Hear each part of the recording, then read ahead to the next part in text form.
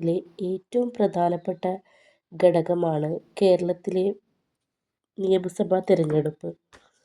കേരളത്തിലെ 14 ജില്ലകളിലായി 140 നിയമസഭാ മണ്ഡലങ്ങളുണ്ട്.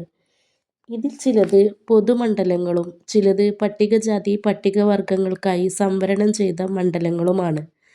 ഓരോ മണ്ഡലത്തിൽ നിന്നും ഒരാൾ വീതം തെരഞ്ഞെടുക്കപ്പെടുന്നു.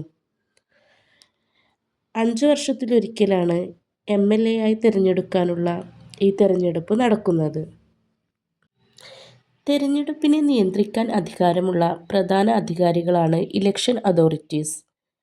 ദേശീയതലത്തിൽ നിയന്ത്രണവും നയനിർദ്ദേശങ്ങളും നൽകുന്നത് ഇലക്ഷൻ കമ്മീഷൻ ഓഫ് ഇന്ത്യയാണ്. സംസ്ഥാനത്ത് ഓരോ ഡിസ്ട്രിക്റ്റിലും ഇലക്ഷൻ സ്മൂത്ത് ആക്കാൻ മേൽനോട്ടം വഹിക്കുന്നത് ചീഫ് ഇലക്ടോറൽ ഓഫീസർ കേരളയാണ്. ജില്ലാതലത്തിൽ polling, counting, voter awareness programs തുടങ്ങിയവ മാനേജ് ചെയ്യുന്നത് ഡിസ്ട്രിക്ട് ഇലക്ഷൻ ഓഫീസറാണ്. കോൺസ്റ്റിറ്റ്യുവൻസിയിൽ nomination, scrutiny, withdrawal, final list, result തുടങ്ങിയവ മാനേജ് ചെയ്യുന്നത് റിട്ടേണിംഗ് ഓഫീസറാണ്. ബൂത്ത് തലത്തിൽ പോളിംഗ് കണ്ടക്ട് ചെയ്യുന്നതും EVM മാനേജ് ചെയ്യുന്നതും അസിസ്റ്റന്റ് റിട്ടേണിംഗ് ഓഫീസേഴ്സ് അഥവാ പ്രിസൈഡിംഗ് ഓഫീസേഴ്സ് ആണ്. വോട്ടർമാരെ ചെക്ക് ചെയ്യുക, വോട്ട് ചെയ്തത് രേഖപ്പെടുത്തുക, ഓർഡർലി പോളിംഗ് ഉറപ്പാക്കുക തുടങ്ങിയവ പോളിംഗ് സ്റ്റാഫിൻ്റെ ഡ്യൂട്ടിയാണ്. കേരള നിയമസഭാ തെരഞ്ഞെടുപ്പിൽ മത്സരിക്കുന്ന പ്രധാനപ്പെട്ട 2 മുന്നണികളാണ് LDFും UDFും. മൂന്നാമതായി BJPയും.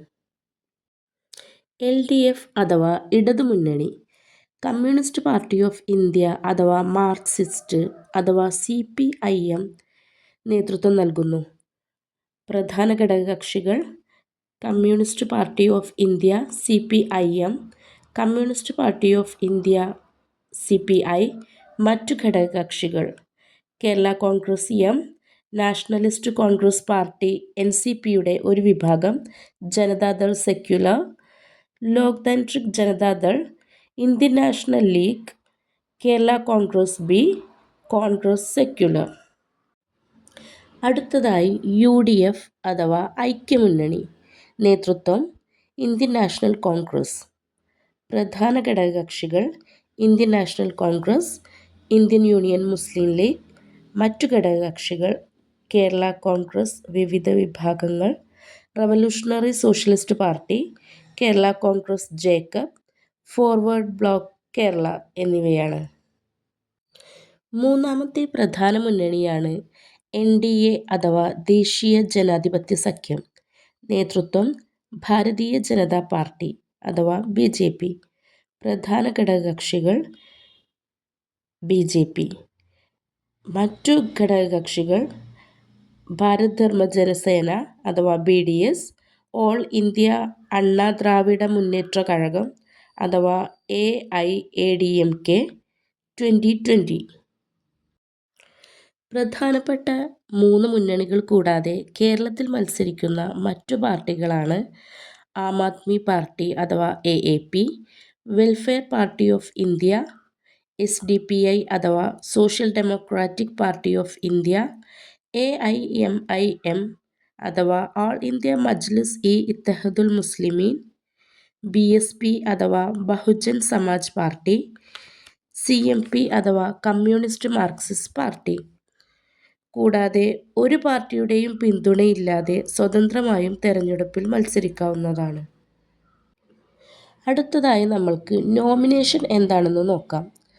Representation of the people act 1951 പ്രകാരം 25 വയസ്സ് തികഞ്ഞ വോട്ടർ ലിസ്റ്റിൽ പേരുള്ള ഏതൊരു ഇന്ത്യൻ പൗരനും തെരഞ്ഞെടുപ്പിൽ മത്സരിക്കാനായി നോമിനേഷൻ കൊടുക്കാവുന്നതാണ്.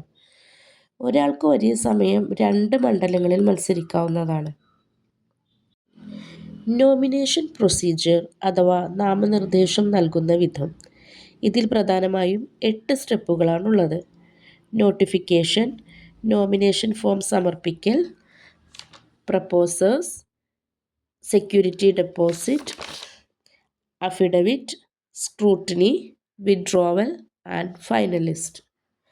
ആദ്യം തെരഞ്ഞെടുപ്പ് കമ്മീഷൻ അഥവാ ഇലക്ഷൻ കമ്മീഷൻ ഓഫ് ഇന്ത്യ തെരഞ്ഞെടുപ്പ് തീയതി പ്രഖ്യാപിക്കുന്നു. ഇതാണ് നോട്ടിഫിക്കേഷൻ. തിരഞ്ഞെടുപ്പിൽ മത്സരിക്കാൻ ഉദ്ദേശിക്കുന്നവർ റിട്ടേണിംഗ് ഓഫീസർക്ക് നോമിനേഷൻ ഫോം നൽകണം. ഇതാണ് നോമിനേഷൻ ഫോം സമർപ്പിക്കൽ. പ്രപ്പോസേഴ്സ് അഥവാ പ്രസ്താവകർ. നോമിനേഷൻ നൽകുമ്പോൾ പ്രപ്പോസേഴ്സ് വേണം. അതായത് നാമനിർദ്ദേശത്തിന് നിർദ്ദേശിക്കുന്ന വ്യക്തിയാണ് പ്രപ്പോസേഴ്സ്. സാധാരണയായി പാർട്ടി സ്ഥാനാർത്ഥിക്ക് 1 പ്രപ്പോസറും സ്വതന്ത്ര സ്ഥാനാർത്ഥിക്ക് 10 പ്രപ്പോസേഴ്സും വേണം. Security deposit. തെരഞ്ഞെടുപ്പിൽ സീരിയസ് കാൻഡിഡേറ്റ് ആണോ എന്ന് ഉറപ്പിക്കുന്നതിന് വേണ്ടി തെരഞ്ഞെടുപ്പ് ഓഫീസിൽ അടയ്ക്കേണ്ട തുകയാണ് സെക്യൂരിറ്റി ഡെപ്പോസിറ്റ് അഥവാ ജാമ്യത്തുക.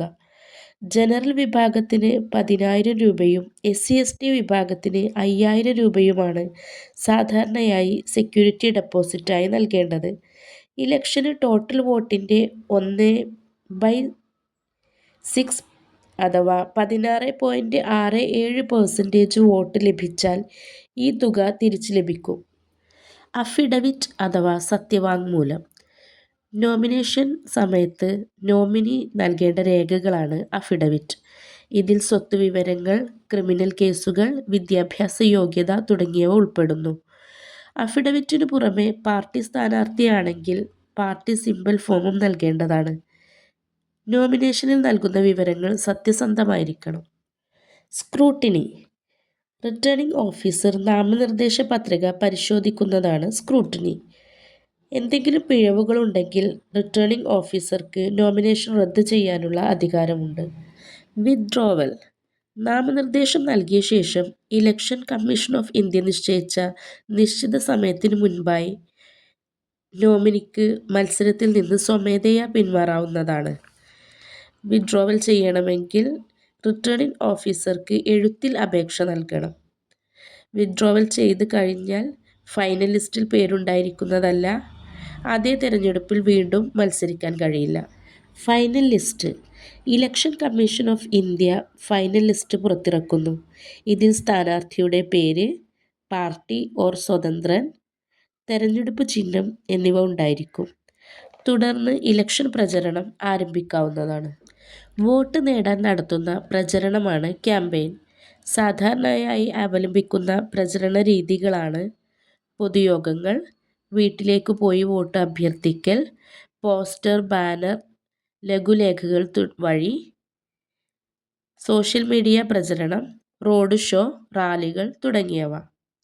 പ്രചരണകാലം ഫൈനൽ ലിസ്റ്റ് വന്നതിനു ശേഷം ആരംഭിച്ച് വോട്ടെടുപ്പിന് 48 മണിക്കൂർ മുമ്പ് അവസാനിക്കുന്നു. വോട്ടെടുപ്പിന് മുമ്പുള്ള ഈ 48 മണിക്കൂർ സമയത്തെ സൈലൻസ് പീരീഡ് എന്നറിയപ്പെടുന്നു. വോട്ടർമാർ അവരുടെ വോട്ട് രേഖപ്പെടുത്തുന്ന പ്രക്രിയയാണ് പോളിംഗ് അഥവാ വോട്ടെടുപ്പ്. ഓരോ മണ്ഡലത്തിലും പല പോളിംഗ് ബൂത്ത് അഥവാ വോട്ടിംഗ് കേന്ദ്രങ്ങൾ ഉണ്ടായിരിക്കും. EVM അഥവാ ഇലക്ട്രോണിക് വോട്ടിംഗ് മെഷീൻ ഉപയോഗിച്ച് രഹസ്യ പ്രക്രിയയിലൂടെയാണ് വോട്ടിംഗ് ചെയ്യുന്നത്. ഒരാൾക്ക് 1 വോട്ട് ആണ് ചെയ്യാൻ പറ്റുക. സാധാരണയായി രാവിലെ മുതൽ വൈകുന്നേരം വരെയാണ് വോട്ടിംഗ് സമയം. 18 വയസ്സ് കഴിഞ്ഞ വോട്ടേഴ്സ് ലിസ്റ്റിൽ പേരുള്ള ഇന്ത്യൻ പൗരനായ ഒരാൾക്ക് വോട്ട് ചെയ്യാവുന്നതാണ്. അവരാണ് voters. Counting. Election commission of India നിശ്ചയിച്ച ദിവസം റിട്ടേണിംഗ് ഓഫീസറുടെ നേതൃത്വത്തിൽ EVM ഓർ ബാലറ്റ് പേപ്പർ തുറന്ന് വോട്ട് എണ്ണൽ നടത്തും. ഇതാണ് കൗണ്ടിംഗ്. Election result. വോട്ട് എണ്ണലിൽ ഏറ്റവും കൂടുതൽ വോട്ട് ലഭിച്ച സ്ഥാനാർത്ഥി ലെജിസ്ലേറ്റീവ് അസംബ്ലിയിൽ അഥവാ നിയമസഭയിൽ MLA ആകുന്നു. മൊത്തം 140 മണ്ഡലങ്ങളിൽ നിന്നും മിനിമം 71 സീറ്റ് ലഭിക്കുന്ന മുന്നണി അധികാരത്തിൽ വരുന്നു. ഈ വീഡിയോയിൽ നിന്നും നിങ്ങൾക്ക് എന്തെങ്കിലും പുതിയ ഇൻഫർമേഷൻ ലഭിച്ചിട്ടുണ്ടെങ്കിൽ ലൈക്ക് ചെയ്യാൻ മറക്കരുത്, കമൻറ്റും ചെയ്യണേ. ഇതുപോലുള്ള കൂടുതൽ ഇൻഫർമേറ്റീവ് ആയിട്ടുള്ള വീഡിയോയ്ക്ക് വേണ്ടി do subscribe my channel. Thank you.